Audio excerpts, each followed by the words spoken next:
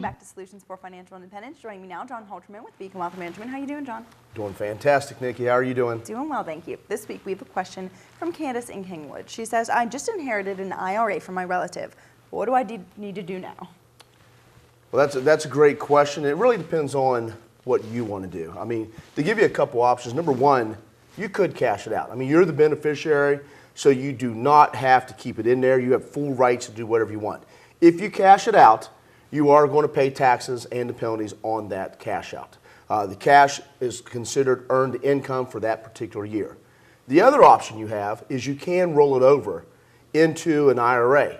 Now, realize this though, you cannot roll it over into your ordinary IRA or your rollover IRA. It has to be a beneficiary IRA.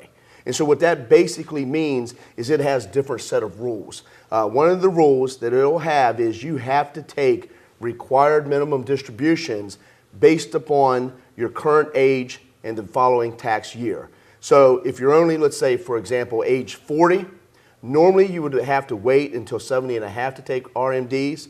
But in this case, because it is a beneficiary IRA, you will have to start taking RMDs now. Now, luckily, the amounts are going to be relatively low, but basically the IRS wants you to have to pay some taxes on the money versus no taxes whatsoever.